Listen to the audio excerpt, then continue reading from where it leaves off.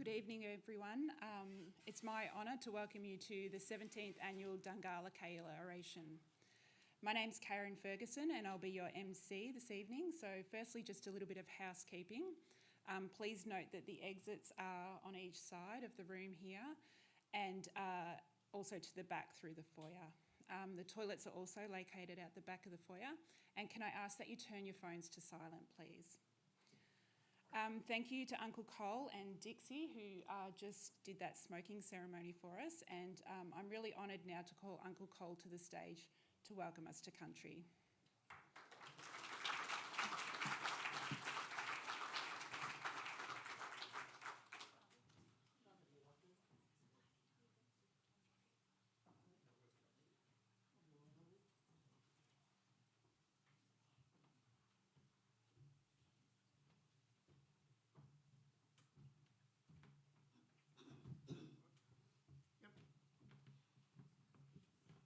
Good afternoon, everybody. My name's Colin Walker, elder of the Yorta Yorta, Cumragunja. I was born there just on 90 years ago and 7 months. In the 90 years I lived at Cumragunja. 14 months was the longest I've been away when I was flooded out. My grandmother, I must thank her. She was the midwife that delivered me. So I'm still there at Cumragunja, and my friends, still here with me. Great people, and we've got great people. And this was our look at her. I've been with Justice for 16 years, had no education. I was expelled from school when I was 13. So my punishment was straight out into shearing sheds. And I was blessed working with all my old uncles in the forest.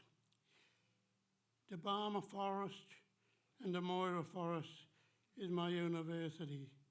That's where I learned everything, and from my grandparents and people like this, Paul Briggs. And to me, we'd never had this opportunity living on Aboriginal missions and reserves. We were controlled by the, government. And now we're free. And this place, to me as an elder, is a healing for our young ones. I see our little girls coming here with their little uniforms on, and how proud they are, and our young men, because when on Cumragunja we were isolated. When I played football in 1952, Uncle came from Deniliquin and it asked my grandparents for permission to take me to Deniliquin to play football. And from there I kicked on. And I think sport was the thing that brought us in to the world, and boxing. We've done all that sort of stuff. And our elders before us, they were our brick walls. Our Cumragunja stood up to all the government issues our elders had to fight for, and I respected that. And when I was in the courts and the magistrates and judges asked me, would I like the young ones to stand up and bow to me? I said, no bloody fear. I said, no one ever done it to the elders before me. So you don't have to have education. This is my reading and writing, is talking to people. So I'm a lucky man. I've been married 69 years now and got the fifth generation. And my wife's a Wiradjuri woman. They were the biggest tribe in New South. So, so I'm going along pretty steady. I'm going to use this. I don't eat out with Ed with it. But one of the young men made this for me. So when I go out in the bush, I could stand and talk because I still injustice. when the police come out into the forest, I spend a day and a half with them, showing them around our burial sites and all that. And I've been 40 years now doing rehab. And then now I've got the young ones I've got to take over. Tomorrow I think I'll be going to Cow Swamp to do some more reburials, you know. So I'm learning all the young ones and the young women to do that, because I've got to take it easy now. So thanks for listening to me. Thank you.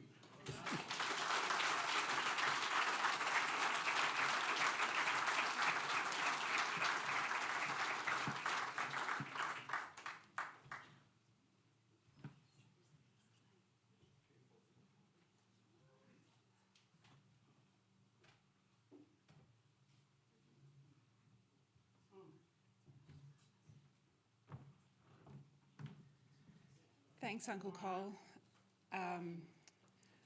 What a great man he is.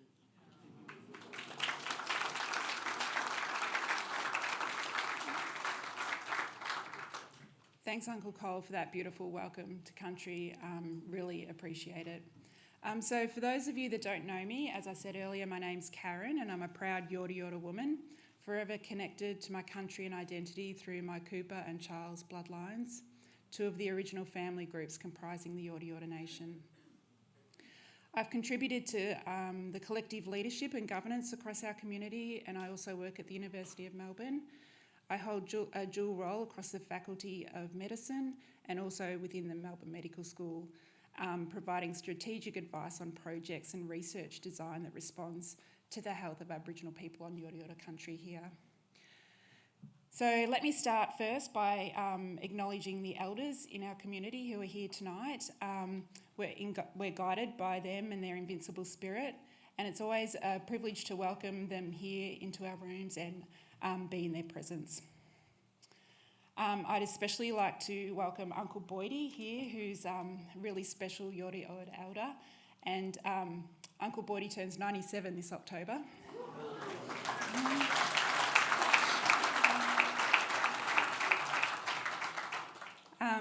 I'd also like to extend a warm welcome to the Vice-Chancellor of the University of Melbourne, Professor Emma Johnston, who's co-hosting her first Dungala Kaiela Oration this year. We look forward to building on our long-standing relationship. So I'd also like to take the opportunity to welcome senior members of the university leadership here tonight. There's a lot here tonight, so I won't name everyone, but just to acknowledge Pro-Vice-Chancellor Barry Judd, the Interim Provost, Professor Jane Gunn, and I think having so many leaders here is really a testament to the value and the strength of the partnership between our community and Melbourne Uni.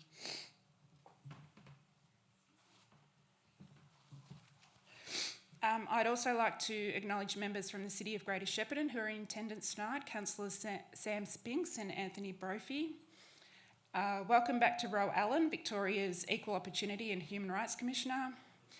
A really warm welcome to Neville Atkinson, the chairperson of Rumballara Aboriginal Cooperative, and also Bobby Nichols, who's the chairperson of Yorta Yorta Nation here tonight. There's lots of people here to acknowledge.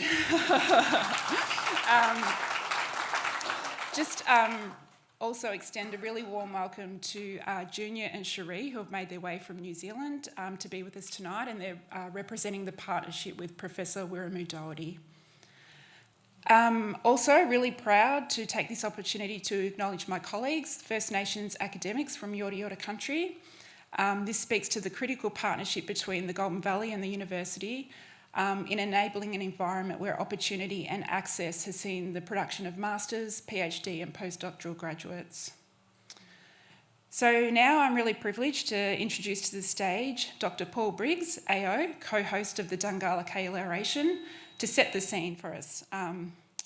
He really does need no introduction, but just to say that recently he was awarded not one but 2 honorary doctorates, which is a reflection of his intellectual and cultural leadership and mentorship, his sustained pursuit and aspiration for economic, political, cultural prosperity for all of us here on Yorta Yorta country, but for also First Nations people across Australia and beyond.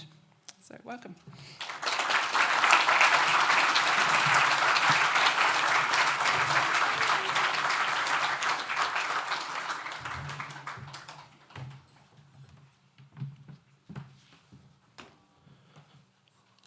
I think Uncle Col has set the scene for what we're doing, and thanks Karen for introduction, and welcome everyone tonight to the 17th Dungala Kaiela Oration.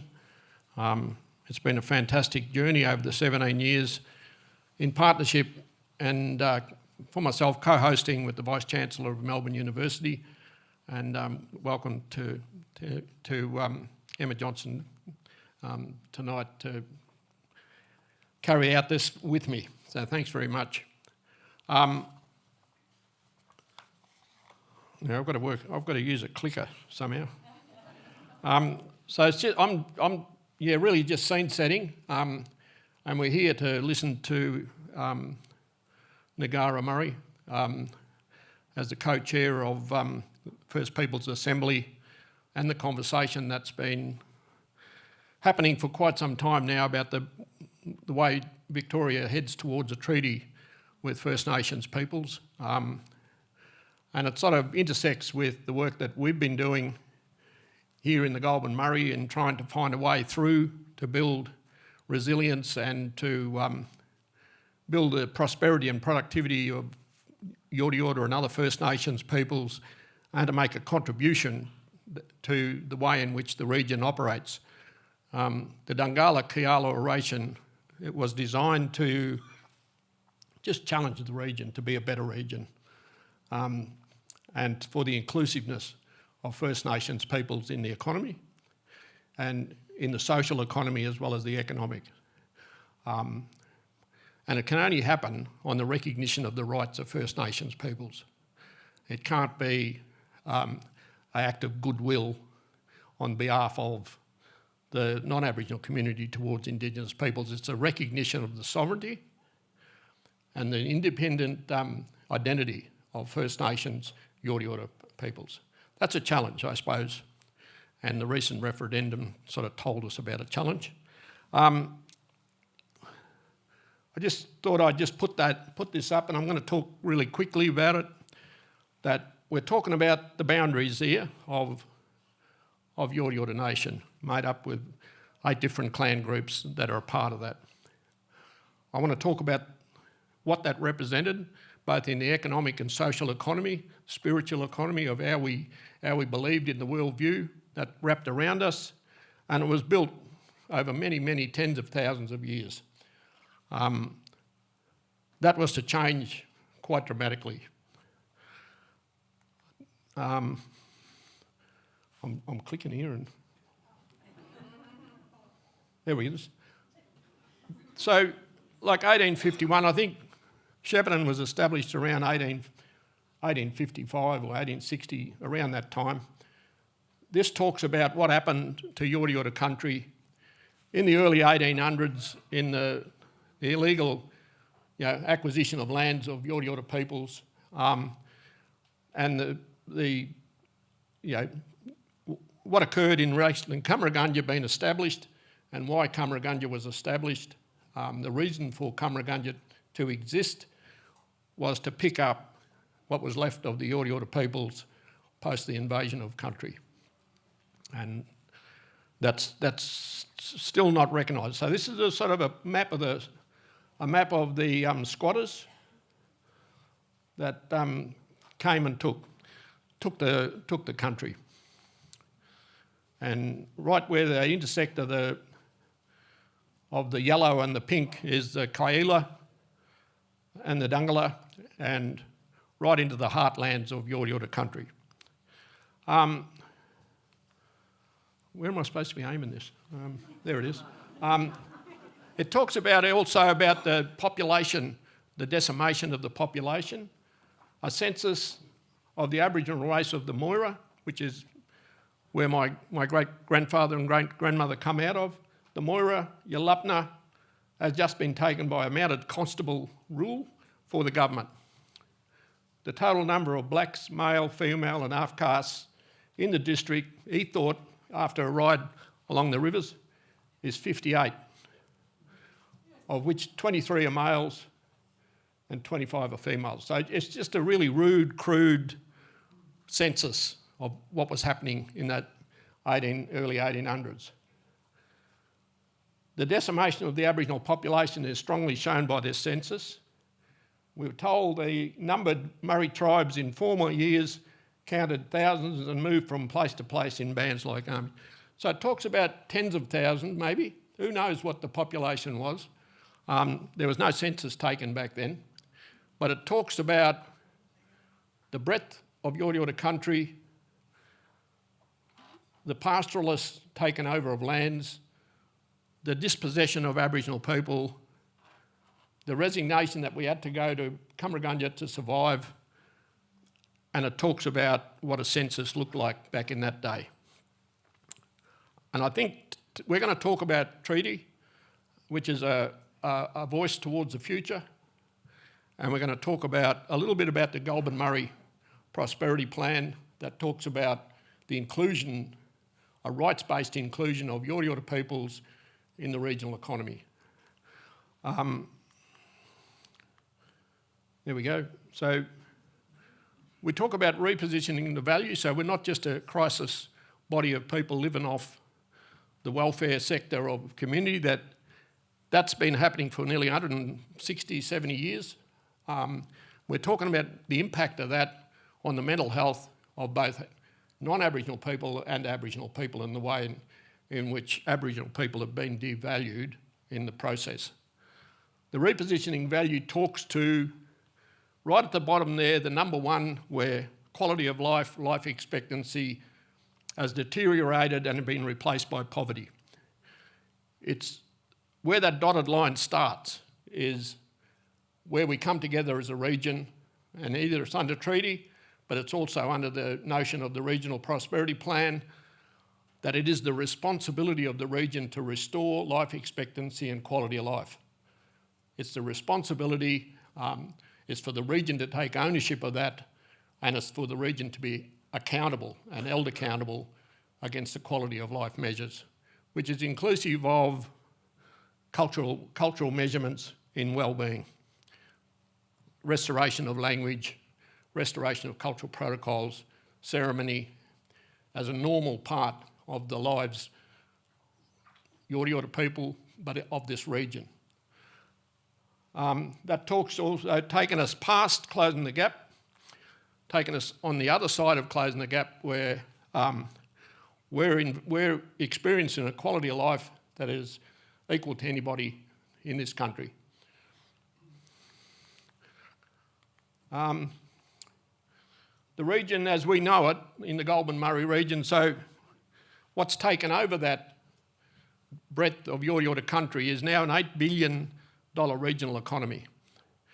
Now, for us to have a future, a sustainable future as First Nations people, we have to find our way into that economy. We have to invest in the priorities of that economy, and we have to be seen to be active in an inclusive way, and for cultural integrity to be intact and celebrated in the way in which we integrate. Population of nearly 150,000. There's nearly, maybe these population figures are pretty rubbery, but there's about 5,000 to 6,000 in our region between Echuca and Shepparton. But it says that there's quite a prosperous living being had on Yorta Yorta country that Yorta Yorta people are not experiencing. The prosperity plan talks to the regions, the way in which we reframe the narrative around the cost model of engagement as opposed to the investment in the future design and the architecture of social and economic inclusion. I'm not very good at this, sorry. There it is. This talks to the plan champions, those bodies that have read the plan, like what it says. It talks about if Aboriginal people can live as long and share in the same quality of life, regional productivity lifts by $180 million per annum. I'm not good on maths, but Access Economics and KPMG told me all about that as to what the measurements would look like. So what inspires the region to be active in this space? And those brands that you see attached to those across business, education institutions, councils, LGAs, First Nations organisations, collaborating on how we're going to achieve this, which is why I think we're also talking about treaty, which is a regional agreement on how we're going to improve this region and how we're going to afford the quality of life and life expectancy to Yorta Yorta and other First Nation mobs. So that's sort of my introduction, I suppose, to this evening, that we are talking about future, we are talking about design, we've got all of the right instruments around us, we've got a plan that's been put together.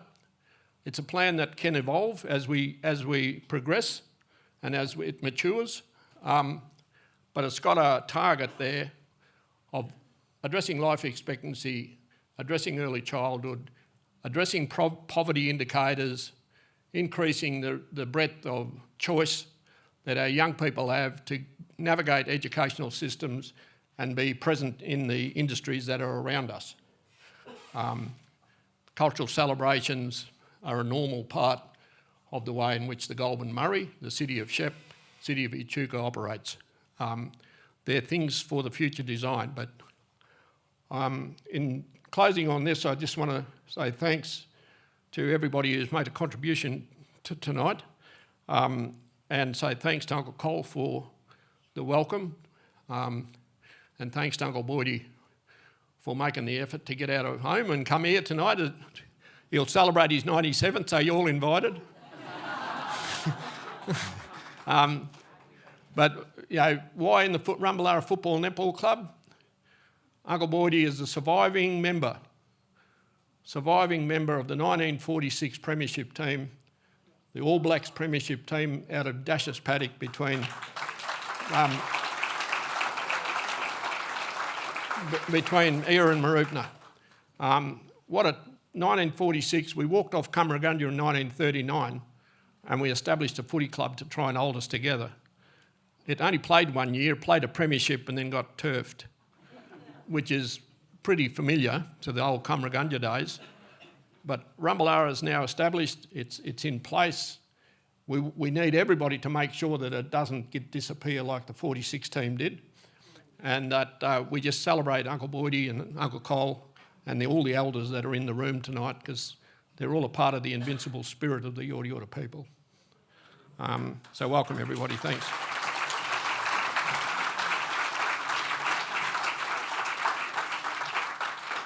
Just before I step away, my co-host, I'd like to invite up my co-host, Emma Johnson, Vice-Chancellor of Melbourne University. Thank you.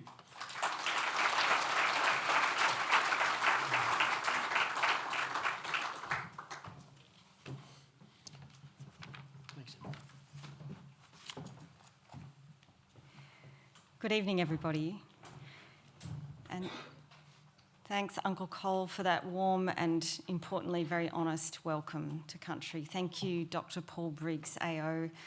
Uncle Paul, not only for your very important words this evening, words of wisdom, for your generous welcome in your remarks just now, but also for the generous welcome you've provided for my visit to Shep today. It's a privilege to be welcomed here by you and by the other elders and members of the community, to be inducted by you, so to speak, in all the important work that is going on here at Rumballara and at the Ngarra Centre, and more widely throughout Kaiela or the Goulburn Valley region. Someone's forgotten their sunnies. Not yours. Today's meeting, along with tonight's oration by Ngarra Murray, form part of a key learning experience for myself as a still relatively new Vice-Chancellor who's very eager to support the work here and to strengthen the partnership between the university and the Yorta Yorta and all Indigenous people. So I'm very grateful. I'm grateful for this opportunity to speak, but I'm grateful for the partnership and all the years of hard work that have gone into it. And I begin my remarks then by acknowledging the traditional owners and the original stewards of the lands and the waterways where we gather tonight. Yorta Yorta people, I recognise connections to country and the deep wisdom that emanates from those connections, and I acknowledge the elders of Australia's Indigenous peoples and all Indigenous peoples here tonight. I'm very struck by the name of this oration and its power, the Dungala Kaiela Oration, and as better known by other people here tonight, the Dungala and the Kaiela rivers have formed a crucial part of the landscape and the knowledge systems of Indigenous people in this region for many thousands of years. The big water, Dungala, called the Murray by Europeans, and the father of waters, Kaiela, sometimes called the Goulburn or the lower Goulburn rivers, have clearly sustained the land and its people for millennia.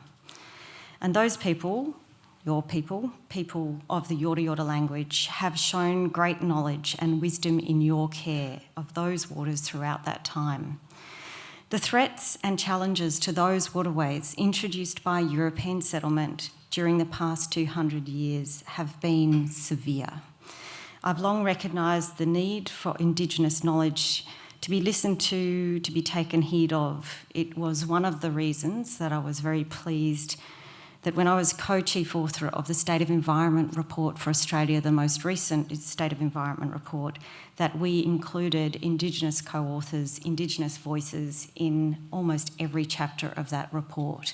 I'm sorry that that was the first time that happened. This all means, of course, that the area, the region, the people and the partnerships mean a lot to me. And of course, I did not grow up here. I grew up on the fringes of the bay in Melbourne.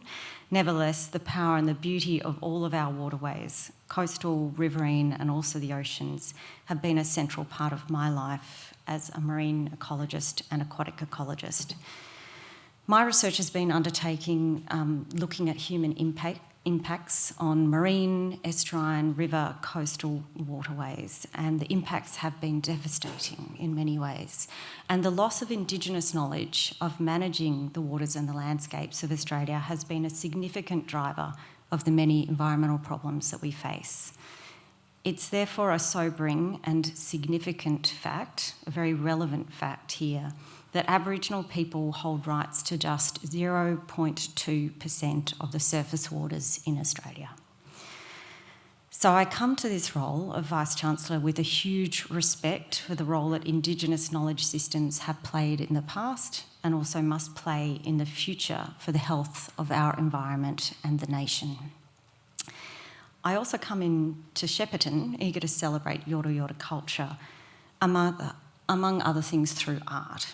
Uncle Paul will have seen the magnificent painting outside the Vice-Chancellor's office in Melbourne by the great Yorta Yorta artist Lynn Onus. That painting celebrates the life-giving waters of our rivers, and the painting is titled Ngarra Murray. I walk past that painting, that powerful canvas, every day, and it's a welcome reminder of how central our rivers are to this country, not only for the people of the region, but for our university too. And as I come to Shepparton today, I'm aware of being in a position of privilege in so many ways, but being on Yorta Yorta land and as being Vice-Chancellor of the University of Melbourne. So a quick word now about what I mean to do as Vice-Chancellor. I sometimes call my leadership philosophy as leading from the side, and this means that though I have to be upfront sometimes, like now, it comes with the job. I'm actually happiest being alongside others who are doing great work, lending my support, lending my voice, championing the vital contribution of others. And the work we here are doing as a university with Uncle Paul and Kaiela and Manara and everyone here tonight is among the most important that we do as a university, walking side by side with others in our community. And as I saw firsthand today, Manara is a place for education and pathways to excellence led by First Nations people. So I'm extremely keen to learn today and also to work together in the years ahead to encourage you and to learn from you as the partnership between the university and the community strengthens from here. As a personal matter, I'll also often say that this goes back sometimes to my own research field, that connectivity is one of the key things for any university. We can only flourish as a university through our connections into community, and our connections here in the Goulburn Valley are clearly among the most important links that we have. In ecological systems, ecosystems that have lots of connections and that are very diverse are more resilient. And I think that's an analogy that we can take with us into these partnerships. As a university, we also keep our core business of education and research clearly in our sights. For that reason, I acknowledge the importance of what everyone is doing here through initiatives like the Goulburn Murray Regional Prosperity Plan that Paul spoke of so clearly. The university is proud to be a co-sponsor of that plan with multiple partners from government, the education sector, the Committee for Greater Shepparton, the Committee for Echuca, Moama, and the corporate sector.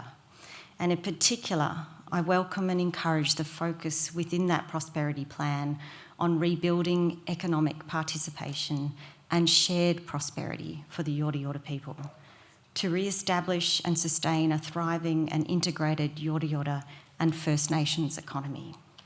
I think it's common ground among everyone here that education is absolutely essential within that vision. The building of skills for participation, the formation of leaders through education. So I applaud the work that I've seen underway here today and the stories that I've heard of educational and research journeys successfully undertaken and being undertaken by Indigenous people. And I look forward eagerly to building on this work with you in partnership in the years ahead. Finally, I greatly look forward to tonight's oration by Ngarra Murray. In a brief yarn we had last week, Ngarra spoke passionately about the vision for treaty that she is helping enact through her work in the First Peoples Assembly and in community across Victoria. I recognise this work towards treaty as being extremely timely and essential. I also look forward to learning more about how we as partners in the Goulburn Murray Regional Prosperity Plan can best work together to advance and support the work of treaty. From a University of Melbourne perspective, the challenge of truth-telling about the past, about institutional complicity in the marginalisation of First Nations people, forms a central part of this picture. As many of you will know, we have ongoing strategic commitments to truth-telling, including the publication of Dumbak Gubguana, A History of Indigenous Australia and the University of Melbourne, edited by Ross Jones, Marcia Langton and James Waghorn. As my colleague, Deputy Vice-Chancellor Indigenous Barry Judd said at last week's launch of Volume 2 of this critical history, truth-telling about the past is ongoing business for the University of Melbourne, and we have more to do. So tonight I'll be reflecting, among other things, on how that commitment to truth-telling can best fit in with our core mission of education and research and the work of supporting necessary steps towards treaty. There's much then to learn, and I greatly look forward to Ngarra's presentation. Thank you everyone for welcoming me here today and for being part of the 2025 oration.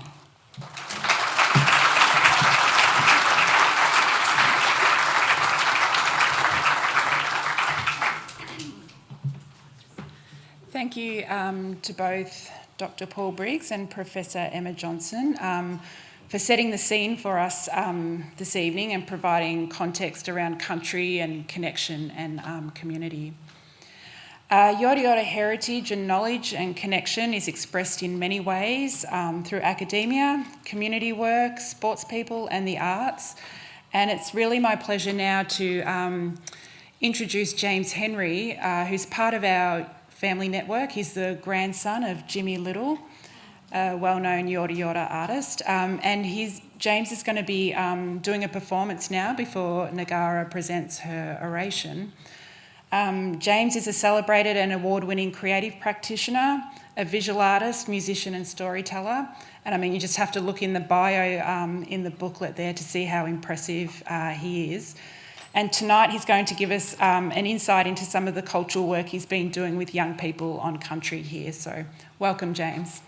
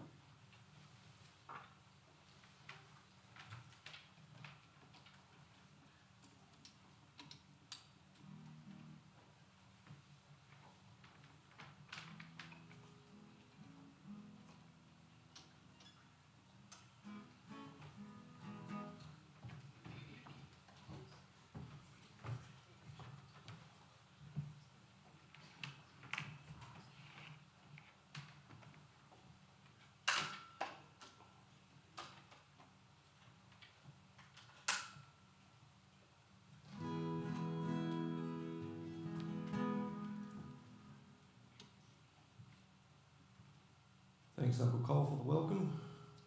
Uncle Boydie, good to see you. And thanks for the invite to play a few songs for you all.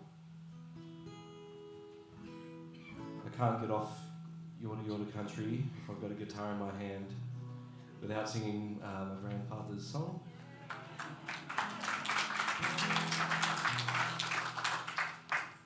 And yes, this will be the first time I sing it publicly with a bit of Yorta Yorta language.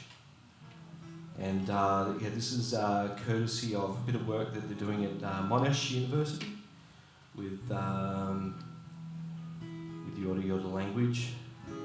So we've got the whole song translated into Yorta Yorta, but I just managed to learn the chorus for now. So maybe next time I'll have the whole thing in Yorta Yorta language ready for you. All right.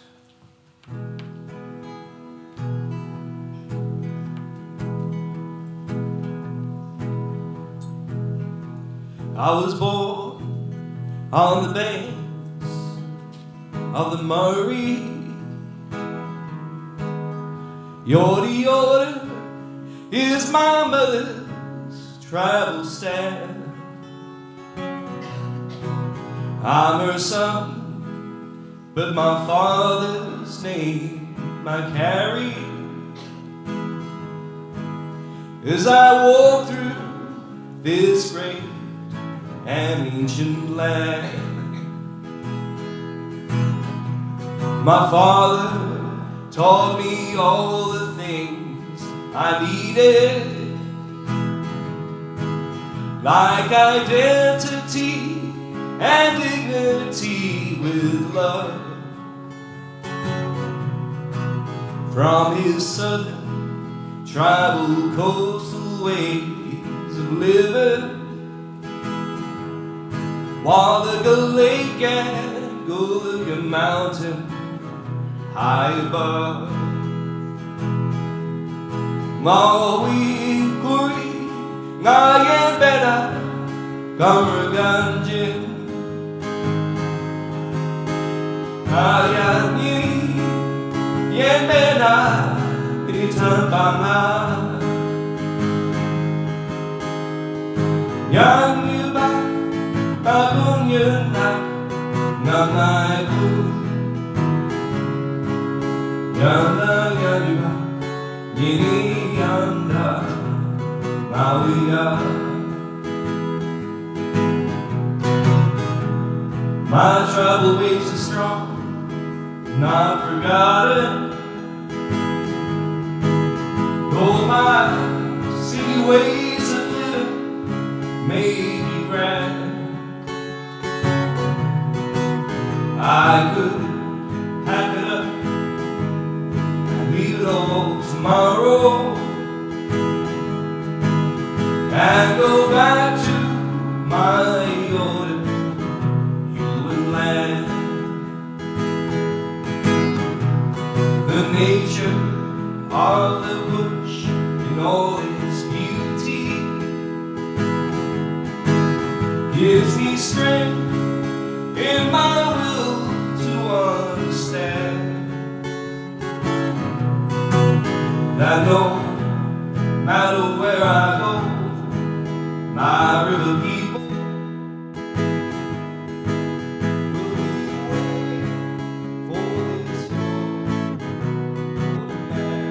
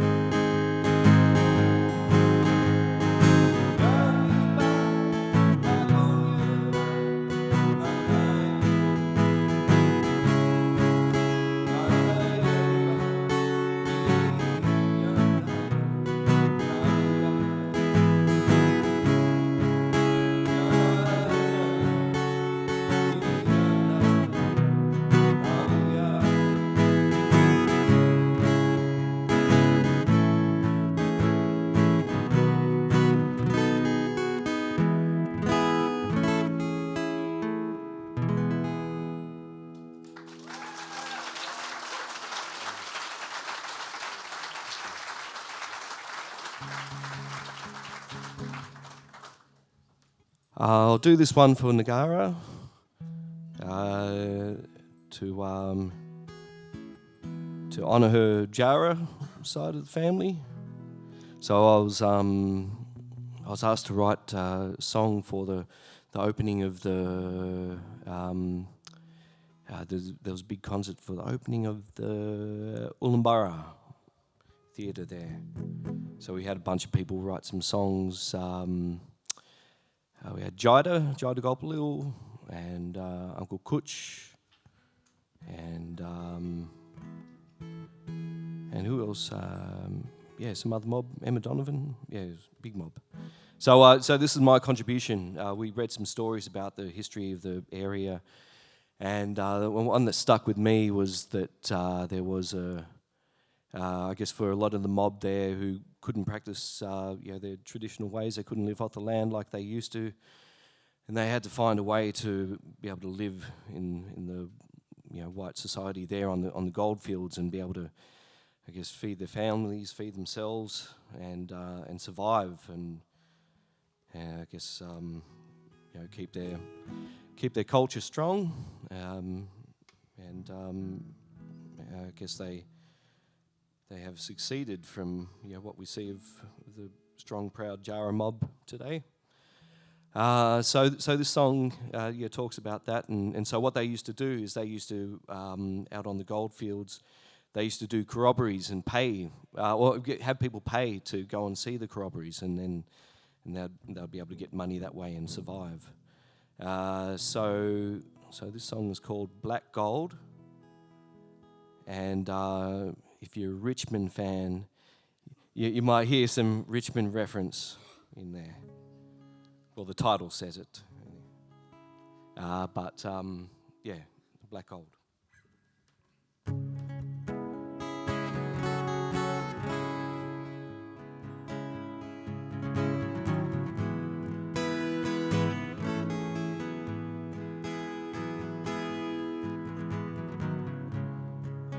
From the days of old,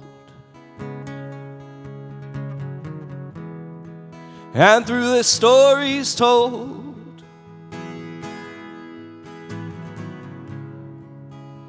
tradition and culture,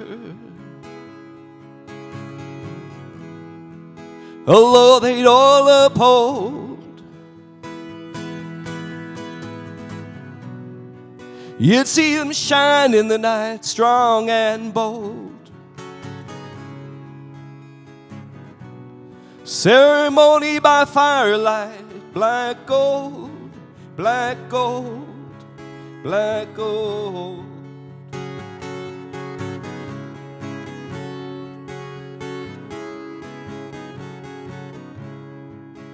There is life in this earth,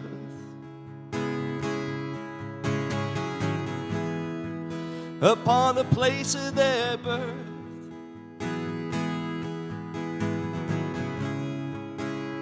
The way of the Jarrah, more than what gold is worth. A world turned upside down, they had to watch it all unfold. Everything now bought and sold, they still will shine in the night, yup and yup by firelight. What culture held but hands can't hold, black gold, black gold.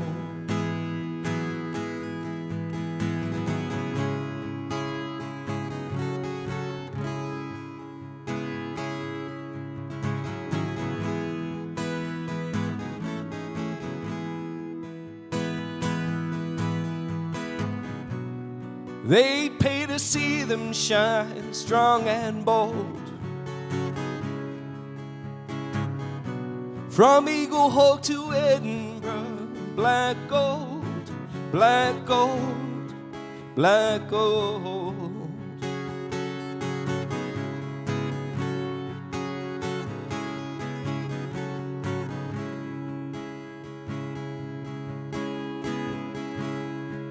It's in the dance and the song.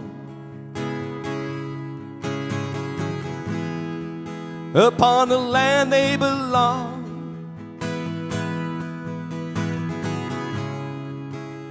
The rhythm of Murray, it keeps them coming back strong. Despite King Coonwarren's crown, they had to watch it all unfold. Everything they bought and sold, they still was shining in the night. Mindy danced by firelight. What culture held but hands can't hold? Black gold, black gold.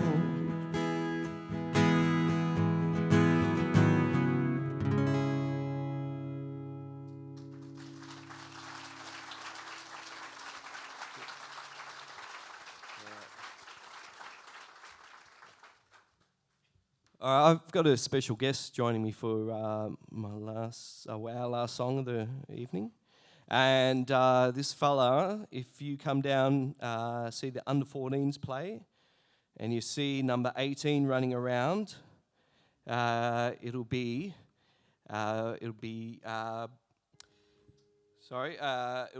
Boyd Buckley. And I've got to invite Boyd onto the stage, so a big round of applause for Boyd.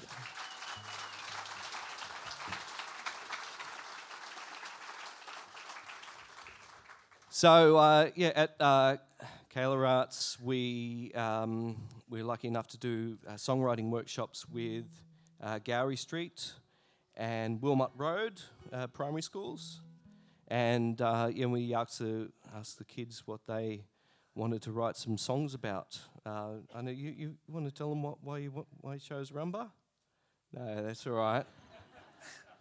But they could write about anything, so some kids wrote about country, some kids wrote about their family, going camping, going down to Friars Street, having a party. No, that was the Ash Mob, actually. Yeah. We have this song, and I was very grateful to have Ebony. Ebony help us out with the language, and without Ebony helping us out, it would be in English, all of it. And also, without all the mob, back in the day who took the time to document the language so that when mob were able to speak it freely and strongly and proudly like we do today, then that language is here for us. So without that mob, doing all that hard work, going to, I guess some risk to pass on culture and language. Without that, we wouldn't have it today. So, and sorry, what last little thing here. I haven't tried it out yet, but it could be a good call and response. Yeah, do you reckon your mob can bust out some Yorta Yorta language? Okay. So let's see if you can repeat after me. Nyana Dungala Kaiela G. That's good enough. That's good enough. But a little bit louder, and it'll sound solid. And we'll try this bit. Nyana Baya Yakap Na. Nyana Baya Yakap Na. Solid. Okay. So in the chorus, there's two bits where we do that. So go Nyana Dungala Kaiela G. Nyana Dungala Kaiela G. Nyana Baya Yakap Na. Nyana Baya Yakap Na. That's all right. Not bad. Yeah, it works. Okay, so we're going to do it. And what else are we going to do? We're going to be doing it loud. We've got big loud boomerang, so sing it out loud. Oh, and so you know what that means. Nyana Dungala Kaiela G. We strong proud. Nyana Baya Yakap Na. We family sing. Right. Thanks, Ebony, for those translations. All right, here we go. So we start off with,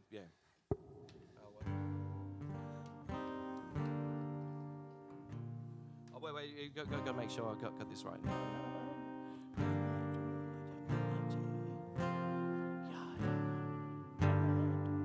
Yeah, here we go.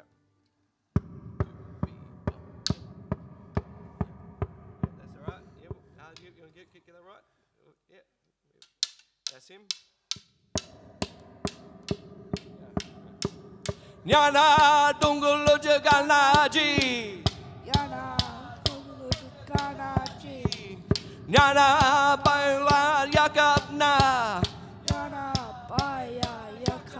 That's it. Nyana Munyama Banga Donna Yorta Yorta. Nyana Dungala Kaiela Oration. Nyana Baila Yakapna. Whoa!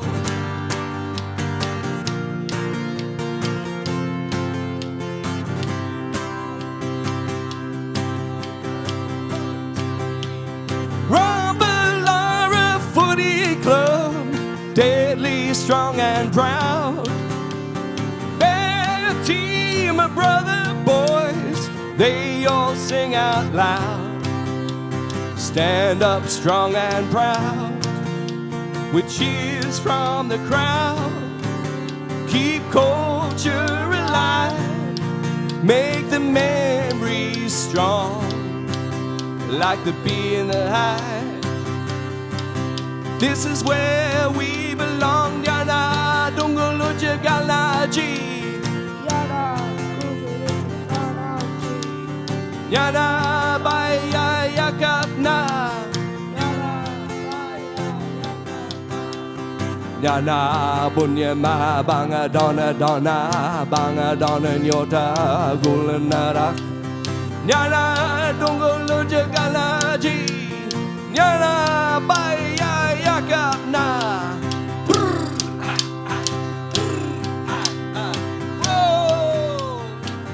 Brother, sing a club song. Win or lose, we stay strong.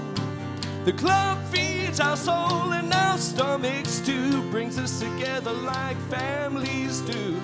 Boys on the oval, the girls on the court. After our games, we wear the merch we bore. We are the brothers and the sisters of Rumba. Yaka Rumba! Go, go, Rumba! All right, here we go. Nyana Dungala Kaiela Oration. Nyana Baya Yakapna. Nyana Bunyama Banga Donna Yorta Goulburn Murray. Nyana Dungala Kaiela Oration. Nyana Baya Yakapna.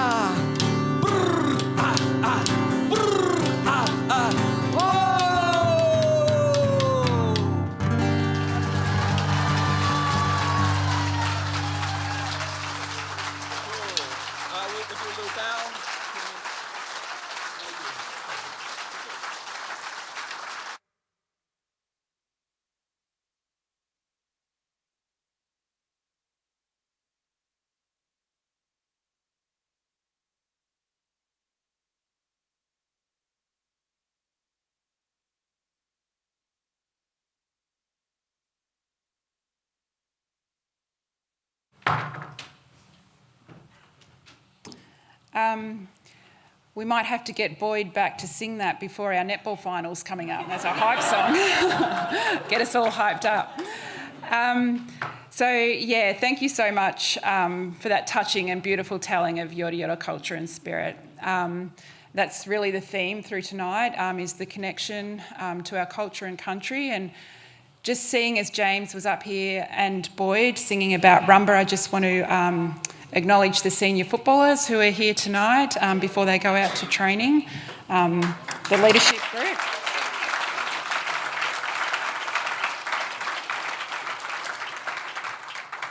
So we are getting closer to Ngarra and her oration, but I just wanted to invite Belinda Briggs. Belinda's the elected member for Goulburn North East on the First Peoples Assembly of Victoria, along with Levi, who's here as well. And Belinda's actually going to introduce Ngarra and speak to the connection.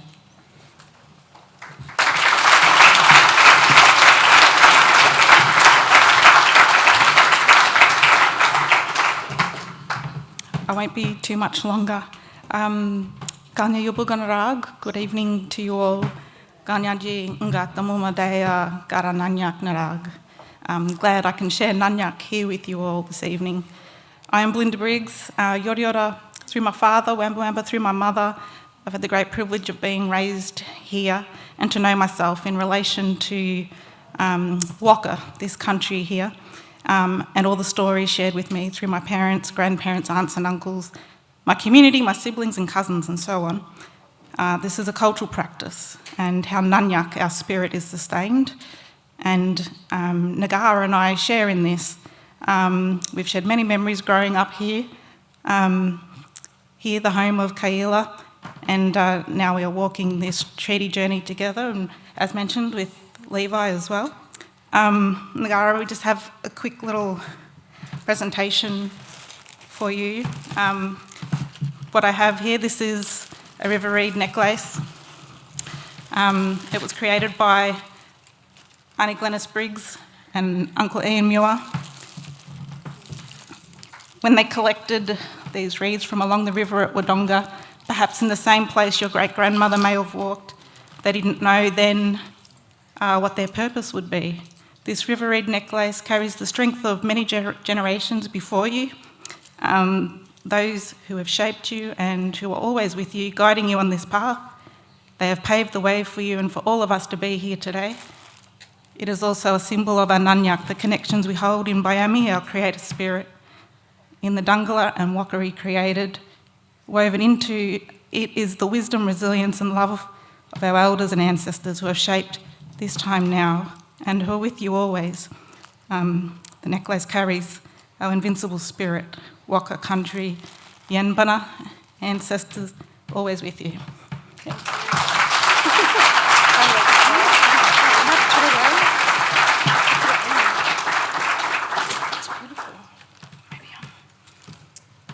We've got Auntie Glenys here with us also, so thank you, Auntie Glenys. And Uncle Ian.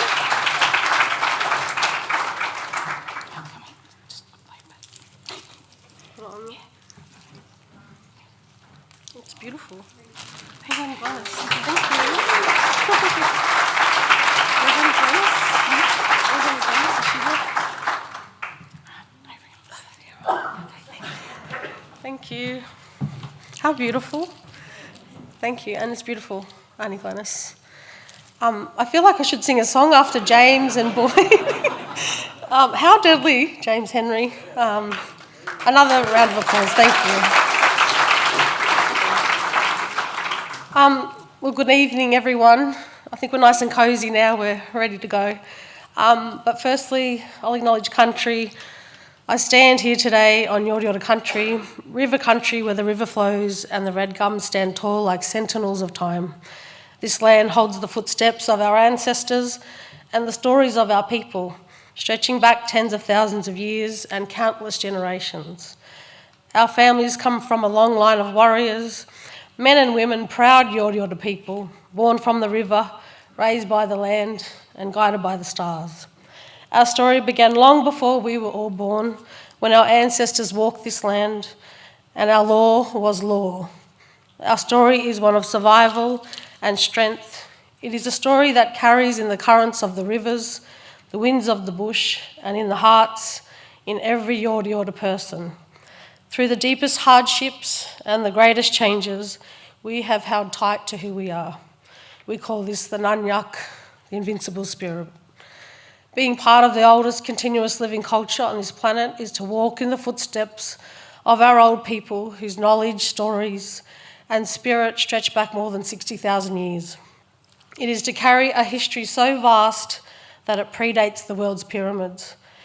It is to hold the wisdom of this land and the law that has been passed down from generation to generation. The enormity of this truth is humbling and powerful. It means we have unbroken bloodlines. We are guardians of the world's most ancient stories and the keepers of a legacy that continues to guide our future. Connection to country is as profound as it is unique. Our cultural practices are founded on and embedded within a worldview in which people and country are one. The sovereignty of First Peoples in Victoria has never been ceded and continues to exist. So this evening, I acknowledge the sacred and unceded sovereign lands of the Yorta Yorta people. I pay deep respect to our ancestors, family clans, elders past and elders present, and to the generations yet to come who will continue to carry forward Nunyak, the invincible spirit, and the Yorta Yorta legacy of strength, resilience and pride. My name is Ngarra Murray and I'm a proud Yorta Yorta Wamba Wamba, Jar Jar Warung and Dudara woman. My identity in who I am cannot be confined to one place alone, as my family has bloodlines to multiple countries and clans, which means carrying the strength of many lands and ancestors and the spirit of my kin. Our family's connection makes us culturally stronger and deeply grounded in truth that our story belongs to more than one place, and all these places belong within me. We carry that right and cultural responsibility, as this is granted through inherited roles within our families, through earning the right by respectful behaviour and cultural responsibility. Therefore, my bloodlines come from my grandmother, Ngarra Murray, nee Nichols, who was born on Cumragunja, a Yorta Yorta woman from the Moira clan, and our totems the Biggarumja and Bayadera, and of the Jar Jar Rung and Young Balug clan, our totem Wa and Yung. She married my grandfather, Stuart Murray, Wirramanda, born at Lake Boga of the Wamba Wamba, Gumjan Yak clan, my grandfather's totem being Wirran, and through his Wiradjuri connections, the Guga, and Dudaroa, the Manamaru. Acknowledging my father, Wedikamalu, old Nerik Gary Murray, I think he's watching on live stream, and also acknowledging my mother, Maxine, that's here with me tonight. I am elected co-chair of the First Peoples Assembly of Victoria, the independent, democratically elected body representing traditional owners of country and Aboriginal and Torres Strait Islander people in Victoria on the journey to treaty. The Assembly is made up of 33 elected members representing the 5 regions and many communities across the state, and I want to acknowledge Belinda and Levi, our elected members for the North East that are here with us tonight. It is an honour to share in this important moment, and I want to thank Uncle Dr. Paul Briggs, OAM, Executive Chair of Kaiela Institute, and co-host Professor Emma Johnston, AO, Vice-Chancellor of the University of Melbourne. Also want to acknowledge Professor Barry Judd, Deputy Vice-Chancellor Indigenous of the University of Melbourne, and thank you for the invitation and opportunity to speak with you all tonight. I want to acknowledge Corey Walker, President of the Rumballara Football Netball Club, Uncle Neville Atkinson, Chairperson of the Aboriginal Co-op Board, and Uncle Bobby Nichols, Chairperson of Yorta Yorta Nations Aboriginal Corporation. I acknowledge Ro Allen, Victoria's Equal Opportunity and Human Rights Commissioner, for being here, and City Councillors Sam Spinks and Anthony Brophy. Importantly, I want to acknowledge all our community elders here tonight, like Uncle Cole and Uncle Boydie, and many, many others, Uncle Andrew Jacomos, Auntie Kay, Uncle Paul, all our deadly elders. So thank you for being with us here tonight. And a big thank you, and last but not least, to Uncle Dixie Patton for the smoking ceremony, and Uncle Cole Walker for the welcome to country. It is always a privilege to witness the cultural ceremonies of our people and to hear you speak, Uncle Cole. So thank you. And to James Henry and Boyd, thank you for your deadly music. So my story, I grew up on Yorta Yorta country, here in Shepparton, down the south end, in the 80s as a little black girl, with big hopes, dreams in my heart and fire in my belly. We didn't have much, but we had family and community. We were well looked after and had the ancestors' blood running through our veins. The streets of Shep down the south end were rough sometimes, but they were also alive with the sound of kids laughing and mums and dads and nans and pops and aunties calling out from the front yards, and the smell of dinners from open kitchen windows. We grew up with our cousins and friends, wild and free, riding our bikes around this town, playing basketball, netball, football, fossicking down the river, going to Skate Wave. You remember Skate Wave? And Star Bowl, still there and hanging out down the mall. We made our own fun, and as long as we were home by dark, we were okay. And they were good times, some hard times, but mainly good times growing up back in the day here in Shep. I went to Wilmot Road Primary School and then to Shep High. And from a young age, I noticed that school didn't always feel the same for us black kids. And being left out of games, whispers when we spoke in class, teachers mispronouncing our names without trying to get it right. As we grew older, the comments became sharper and the assumptions of what we could and couldn't do. And it was in these moments that we started to understand what racism was, and unfairness that chipped away at us, but what it also meant to stand strong in who we are. For generations, our people have faced exclusion, discrimination and injustice on our own country, yet we have never allowed it to define us. Instead, we rise with pride in who we are, carrying the strength of our ancestors and the love of our communities. We continue to walk forward with our heads held high, shaping a future where respect and equality are the foundation of our society. Now, our history. I want to take you back to the banks of the Dungala, the mighty Murray River, where our Yorta Yorta people lived for countless generations, and it is here that our story really begins. Yorta Yorta had lived on this river always. There could be no end to always. A place where our people sat at the fire and watched the sun rise and set and looked to the moon and stars as guides. They watched the water rise and fall. They watched life thrive because they understood if you take care of country, it will take care of you. Life along the Dungala flowed with the seasons, strong, connected and whole. And even now when the world has changed, the river still flows and carries those ancient stories. Our people fished with barb reed spears from their bark canoes and made nets for fishing and went diving to get mussels. The men would hunt over the sandhill at Maloga, tracking down kangaroo. Kids played at the water's edge and they learned about the hairy becca and the bunyip.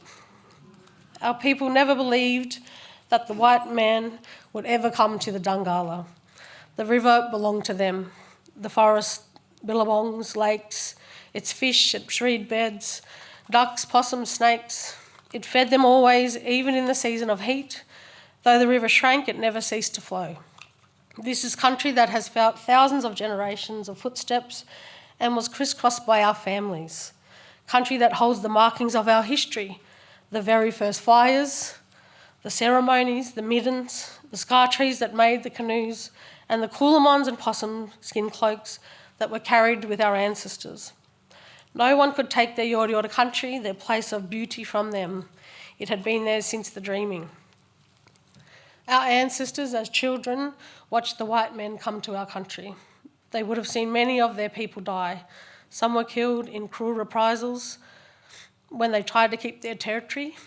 Some were shot down in the blackfella hunt, no different to the kangaroo hunt, simply to clear the land. Some were given presents of poison flower, some died from the white man's diseases, some from his alcohol.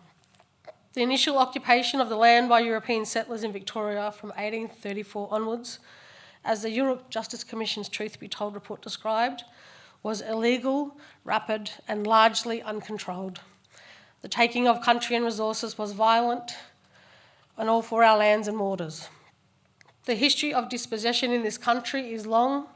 Our dispossession was affected by the colonisers through a systemic campaign of intentional violence. The First Peoples Estate in Victoria has been decimated by colonisation and deliberate government action from the 1830s up to the present days. These actions include the sale, leasing and licensing of Crown land, pastoralism and farming, and the frontier wars and massacres. And when colonisers arrived, many First Peoples were killed in this state. Those who survived were forced to move to reserves and missions. The colonisers exploited country for the highest short-term economic benefit. That approach to land management pushed the land to the brink of ruin. Our people felt the impacts of colonisation and dispossession, physically, culturally, spiritually, economically and legally. In a single generation, our people went from custodians and effective land managers to slave labour caught up in a self-perpetuating system of stolen wealth.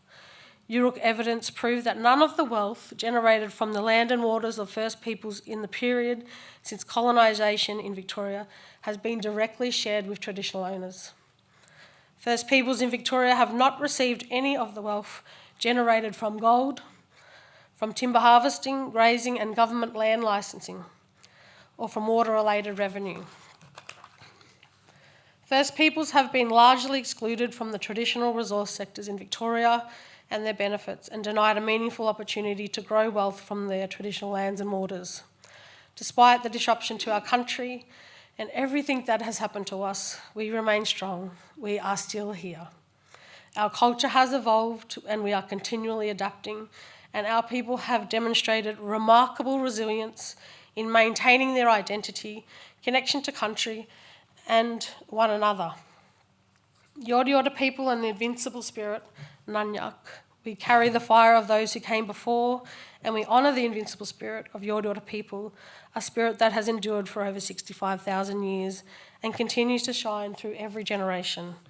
This is a spirit built on powerful principles and unshakable values, values that are woven into everyday life, guiding action, shaping identity and keeping culture strong.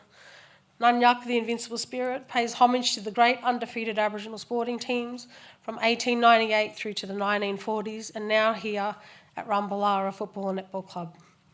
It stems from Mangrook, from those teams that we spoke about with Cumbergunja football teams, All Blacks. Our great-grandfathers and grandfathers played in those football teams, and their sons went on to play in the footy carnivals, our dads. Now the grandsons and the great-grandsons are still playing football. It's a legacy that we carry through our kids. And today we honour their legacy and embody that spirit, their strength, their pride, their unity, and we lead and love in the face of hatred and prejudice, and we lift people up. We come from champions, and we are the continuation of a legacy that refuses to fade and a story that continues. At the heart of the invincible spirit is a deep connection and love to Yorta Yorta country. Country is not just land, it is family, story and life. This principle teaches respect, care and responsibility for all living things within our environment. The invincible spirit of the Yorta Yorta runs through our veins, it's in our blood. It is a spirit built on survival.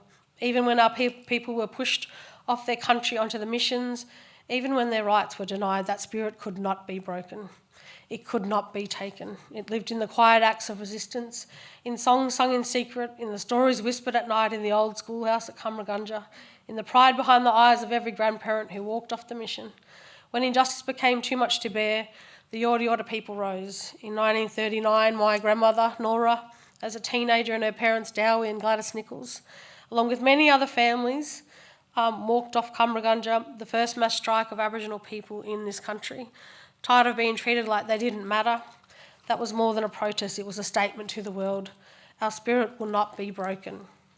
From that spirit rose great warriors, men and women from all our families, and you only just have to look at that wall in the back of all the photos of our families like the Murrays and the Nicholses, the Coopers, the Atkinsons, Briggses, the Morgans, the Onuses, the Jameses, Walkers, Charleses, Edwardses, Nelsons, Pattons, Jacksons, Fergusons. There's many, many other families who carried that spirit and fire within them wherever they went. On football fields, in churches, in government buildings, in parliaments, marching the streets, raising their fists, gathering at the fig tree, shaking tins, they lobbied, they protested, they walked and talked with dignity, always guided by their ancestors. Our Yorta Yorta leaders have spoken truth to power, demanding justice and recognition long before the world was ready to listen. Our people never waited for permission to lead, and we have shaped change. We have stood tall in the face of injustice and the invincible spirit that defines us. Our trailblazers have broken barriers in politics, law, sport, music, arts, business, health and education, lighting the way for the generation that followed. Ngarra, the invincible spirit, is one of leadership, resilience and resistance and the fight for justice. It speaks through our elders, it sings through language and song and dance, it moves through the marches and moments of truth-telling, and it's a spirit that says, we are still here, we always were, we always will be. It's our connection to country and people that reminds us we are never alone. It's our big love for family, for the ones who came before and the ones yet to be born. It's our fight for justice, not just for ourselves, but for all people. And above all, it's our pride and dignity in who we are. No matter what is thrown at us, we rise, we sing, we speak, we heal, we remember. This country may try to forget, but we remember. Treaty and prosperity for First Peoples, for all peoples in this community. I've talked a bit about Yorta Yorta country and Ngarra, the invincible spirit, but now I'll speak to prosperity through treaty. And prosperity in a treaty era where everyone prospers looks like a future built on respect, truth and shared responsibility. It is a time when First Peoples culture, knowledge and authority are not just acknowledged but essential to how we govern, care for country and make decisions together.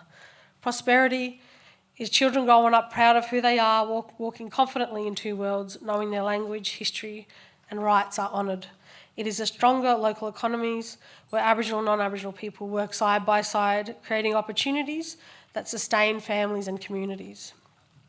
It is healthier lands and rivers because decisions are guided by thousands of years of wisdom. True prosperity is found in how we journey together, where we walk side by side, where everyone belongs and thrives. It is a future where country Victoria, not just known for its natural beauty, but for the way it nurtures culture, celebrates diversity, and ensures that safety, dignity and opportunity is shared by all.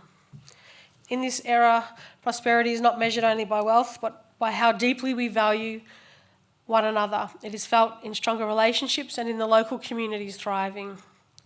True prosperity in a treaty era means everyone, First Peoples and all who call this land home, has a place, a voice and a future woven together with dignity and respect. So we are called to reflect.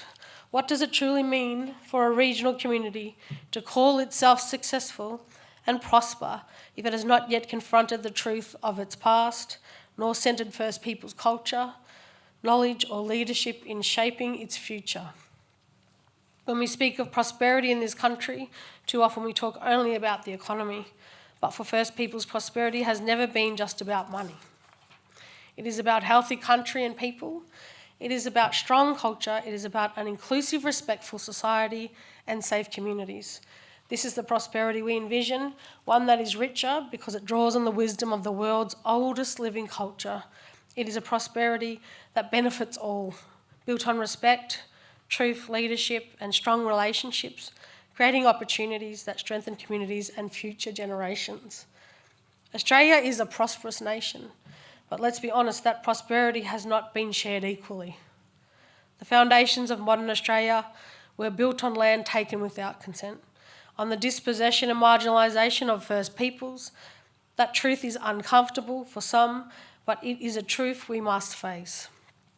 And yet, in the face of this history, our cultures have endured, our language are being spoken again, our art, our music, our knowledge systems are being celebrated worldwide. Just look at Adam Briggs there.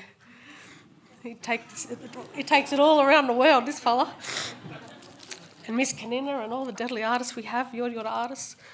So First Peoples have led the way in environmental management, in building community resilience, in innovating to survive and thrive. We are not just the survivors of history, we are architects of the future. You cannot build an inclusive society without listening to the voices of those who have been excluded. When First Peoples are respected as the cultural authority on their lands, when our right to self-determination is upheld, prosperity becomes something far deeper. Self-determination works. Every example from health to education to economic development shows that when First Peoples have the power to decide, outcomes improve for everyone.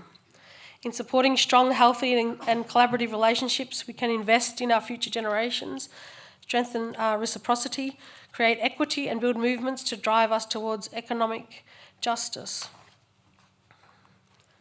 This means resourcing communities on their terms and supporting long-term self-determination. Prosperity means nothing if it leaves people behind. We need targeted investment in Aboriginal-owned businesses, pathways into industries of the future, and economic models centred in community. Every dollar invested in a First Peoples enterprise has a ripple effect. It creates jobs, it keeps money circulating in the communities, and it builds intergenerational wealth. Long-term intergenerational economic empowerment ensures First Peoples can determine and achieve their own aspirations for financial independence and well-being. The Goulburn Murray Regional Prosperity Plan is a bold and community-led blueprint for economic transformation across the region. The plan is more than a document, it is a shared vision for a future where the region thrives because everyone thrives. It stands as a living example of what happens when we trust in local knowledge, invest in local people, and are to imagine a better tomorrow. The future of the Goulburn Murray lies in collaboration across local government, industry, community organisations and First Peoples to drive coordinated solutions and unlock regional potential. By aligning resources, knowledge and innovation, regional partners can address shared challenges. Working together, we can create a regional economy that is strong, inclusive and sustainable, delivering prosperity that is shared across the generations. The health of this continent is the foundation of all productivity. Our environmental stewardship, knowledge of the land, water and biodiversity is a vital resource for the future. This region has an opportunity to reimagine how we work the land together in more sustainable ways by recognising the deep ecological knowledge of First Peoples and combining it with contemporary innovation. Strong partnerships can be built between traditional owners, farmers, local government and industry. Working together, partnerships can shift from transactional to transformational, ensuring that land continues to provide prosperity for generations to come. It is a shared responsibility that we have, and this path is not ours to walk alone. Prosperity built by some, but not all, is fragile. An inclusive and respectful society benefits everyone. It is about recognising that our collective future depends on the success of First Peoples. When you invest in our communities, you invest in innovation, in sustainability, in the kind of productivity that endures. When you include First Peoples' voices, you make better decisions for everyone who calls this place home. Now, treaty. We stand at the beginning of a new era, the treaty era. It is a turning point in the life of this nation. Treaty in Victoria is a bold and necessary step, one that recognises the sovereignty of First Peoples and charts a new future where truth, justice and prosperity walk side by side. Treaty creates a middle space where the unfinished business between the Crown and First Peoples relations can be addressed, and where communities can shape agreements that honour First Peoples' culture, inherent rights and shared futures.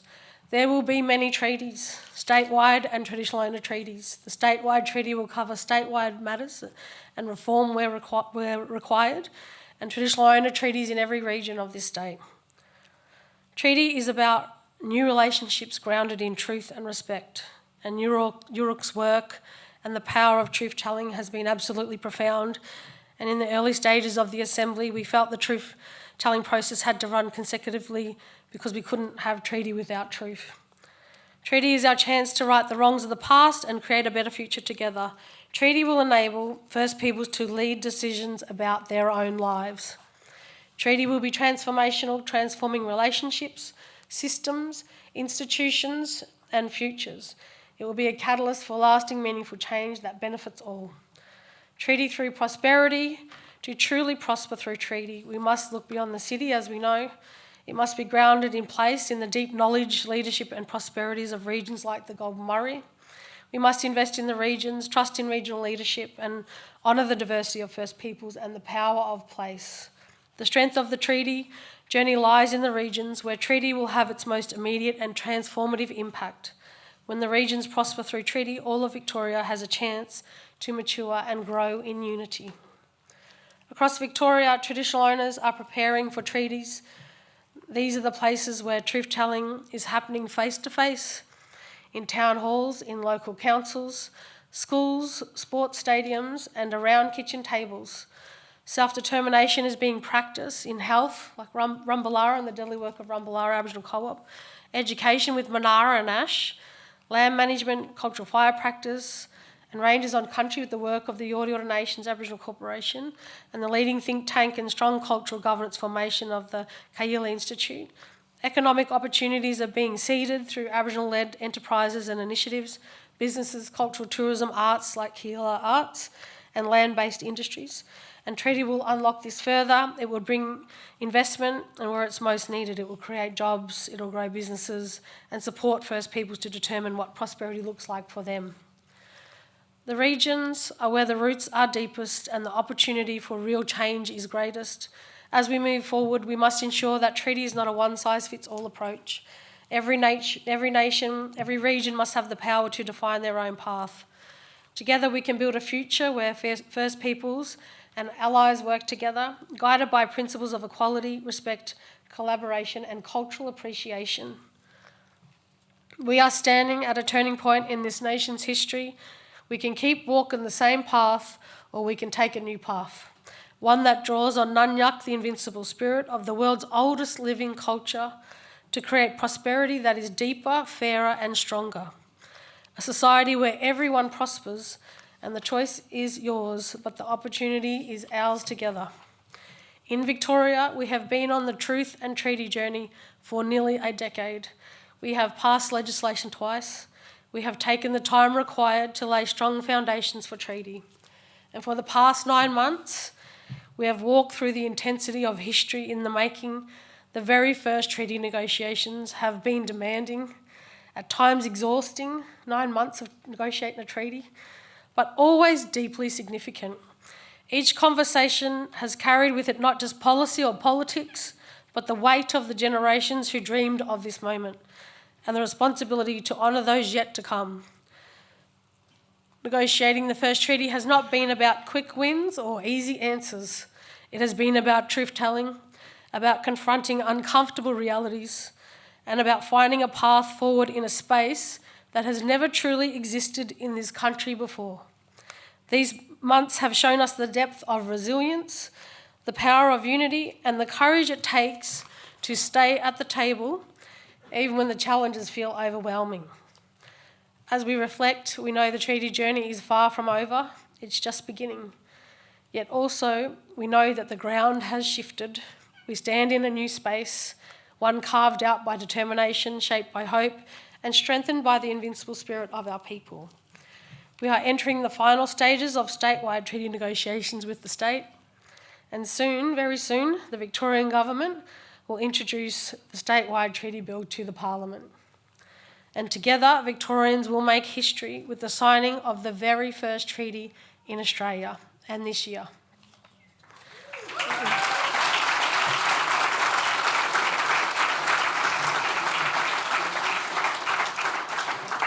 In closing, I return to the banks of the Dungala. I see the water flowing, carrying the stories of my ancestors. I see the children playing along its edge. I see a future where they inherit not the wounds of the past, but the wealth of a shared and inclusive society, rich in culture. As Yorta Yorta people, we know the strength of the river that flows through our country and the invincible spirit that has carried our people through generations of struggle and triumph.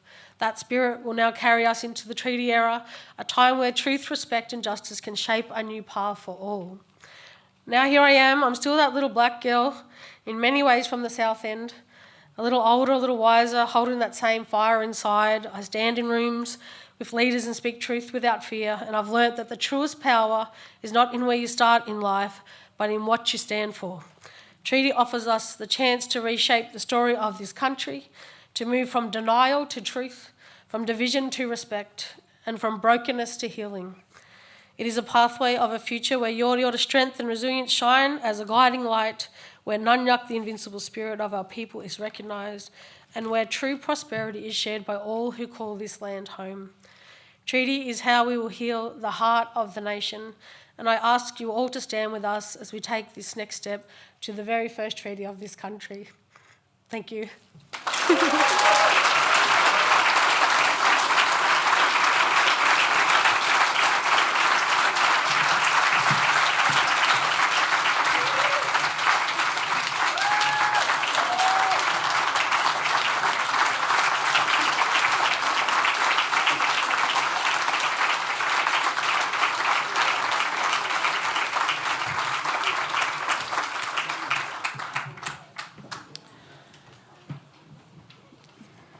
That's just amazing.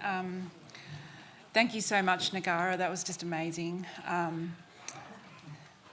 Pretty emotional, actually. But thank you so much for your compelling call for a shared vision for a future which centres truth-telling and prosperity for First Nations people of this country and on this country. While you're looking ahead and talk of a vision of what's possible for the future, the legacy of our old people and history, it's palpable. Your work and aspiration in negotiating and achieving a treaty for Victorian people is truly inspiring.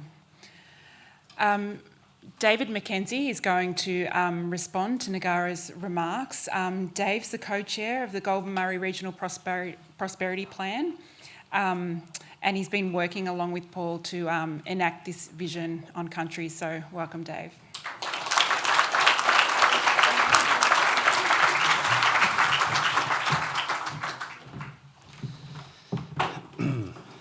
What a remarkable night. To be in the midst of a living culture like this is just an extraordinary privilege. And can anyone else feel it? At the end of that, there's something really shifted here, and it's shifting across the state. This region is leading the state is leading the country. I've got some words I've written down here, Ngarra, that an incredible oration, and we're all very privileged to be here. Firstly, of course, let me acknowledge and pay respect to the Yorta Yorta people, ancestors, family, clans and elders past and present, and to the emerging generations of leaders in the region. Each day, I'm truly grateful to be lucky enough to live and work on Yorta Yorta country here. It's my privilege tonight to actually respond to Ngarra's extraordinary oration.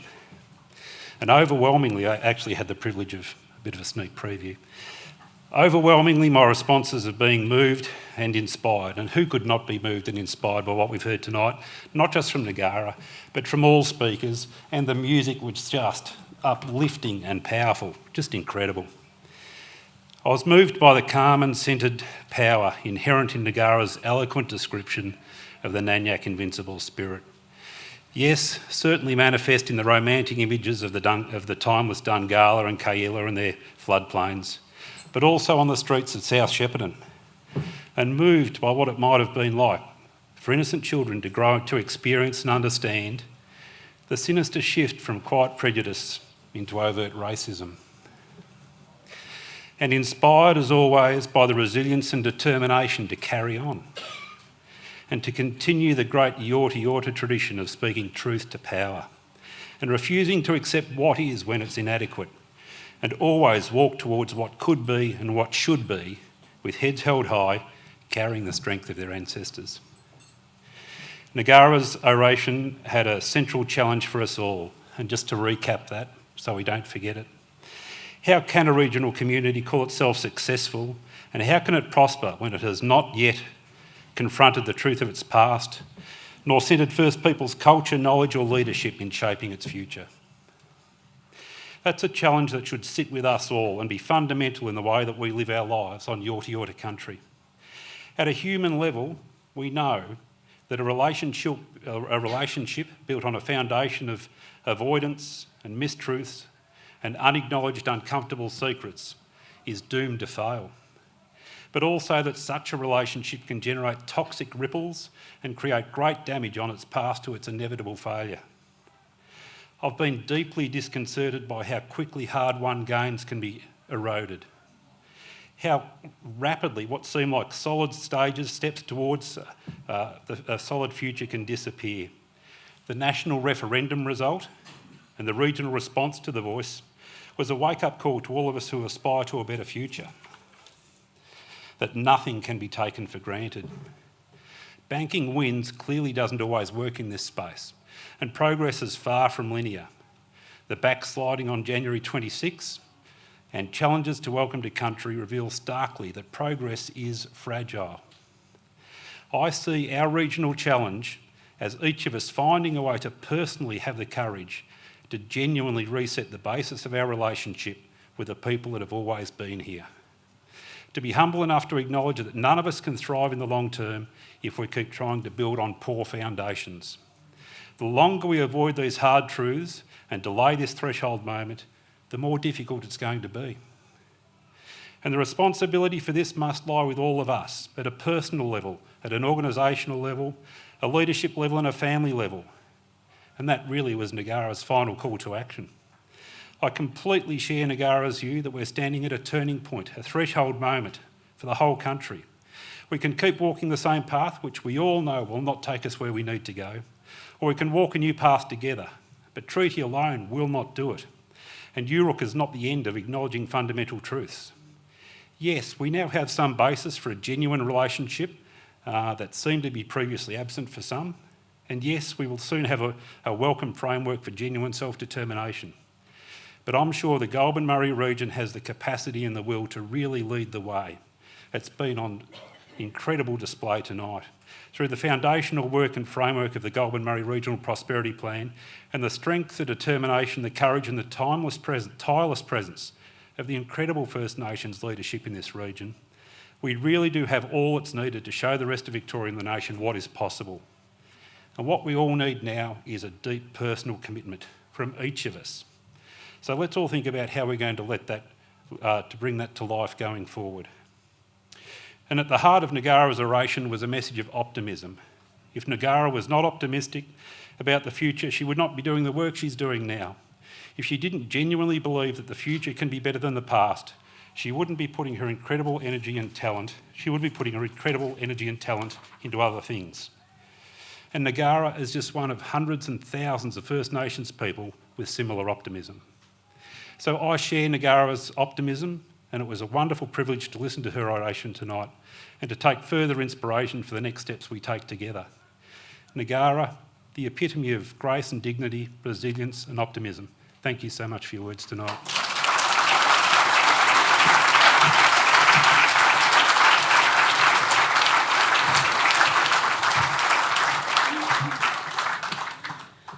Thanks, Dave, for your contribution and sharing the vision. And as Ngarra and both of you said, the future is critical, embedding the plan across the broader region.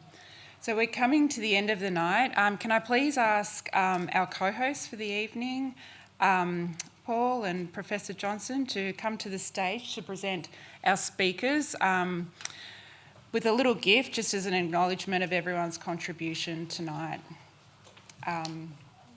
So James, Uncle Cole, and Dave as well, and Ngarra.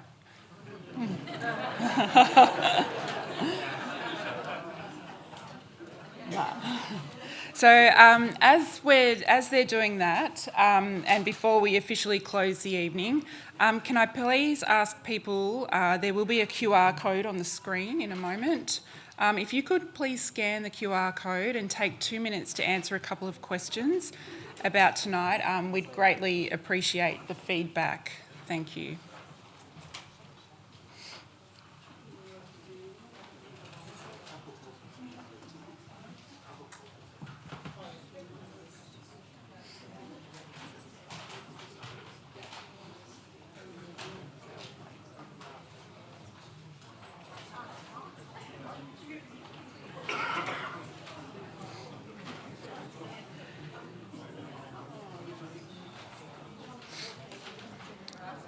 So delivering this evening takes enormous effort, and for that I'd like to thank the team of people who've worked really hard behind the scenes for quite a while now in bringing together this oration. From Kaiela Institute, Felicia, Tui, Chrissy, Marissa, Jessica and Belinda.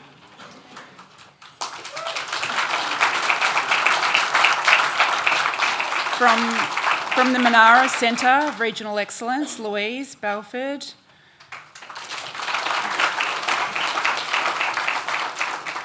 From Melbourne University, Milton and Scarlett.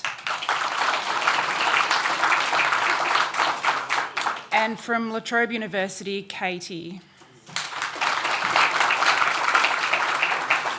So it's been a massive effort to bring tonight together, and I'm sure everyone agrees it's been an incredible night with some beautiful performances and an oration delivered by Ngarra Murray. On that note, I'm really pleased to say thank you for attending the 17th Annual Dungala Kaiela Oration. Good night, everyone.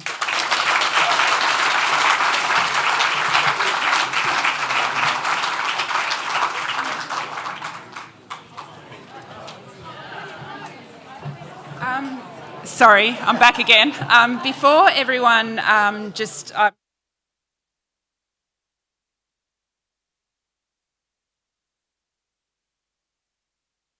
to the side for a photo. Thank you.